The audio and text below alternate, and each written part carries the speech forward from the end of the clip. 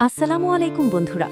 আজ আমরা কথা বলছি জনপ্রিয় নাটক ঘর যখন পরের প্রথম পর্বের ঘটনা প্রবাহ এবং আগামী পর্বে কি হতে যাচ্ছে তা নিয়ে। ভিডিওটির শুরুতে আমরা দেখলাম পরিবারের ভেতরের ছোটখাটো খুনসুটি, ভুল বোঝাবুঝি আর টাকা চুরি নিয়ে মায়ের সাথে ছেলের দ্বন্দ্ব। কিন্তু আসল টুইস্ট তো ছিল শেষ ভাগে। পরিবারের এই টানাপোড়েন আর সাংসারিক জটিলতার মধ্যে হঠাৎ পুলিশের আগমন সব হিসাব পাল্টে দিয়েছে। ভিডিও শেষে চেয়ারম্যান সাহেব যখন সম্পর্কের এই সমীকরণগুলো নিয়ে কথা বলতে এলেন, তখন পরিস্থিতি আরও গম্ভীর হয়ে ওঠে। বিশেষ করে রাফির সাথে ঘটে যাওয়া ঘটনাগুলো ইঙ্গিত দেয় যে আগামী পর্বে বড় কোনো ঝড় আসতে চলেছে।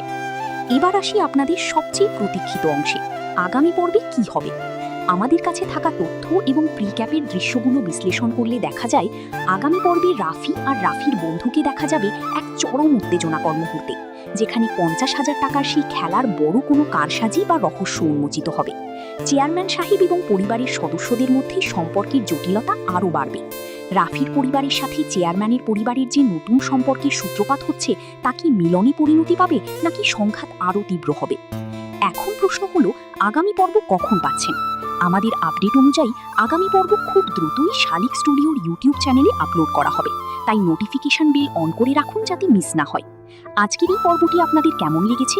চেয়ারম্যান সাহেবের প্রস্তাব কি আসলেই কোনো ভালো পরিণতি আনবে? কমেন্ট সেকশনে আমাদের অবশ্যই জানান। ভিডিওটি ভালো লাগলে লাইক দিন এবং বন্ধুদের সাথে শেয়ার করুন। ধন্যবাদ।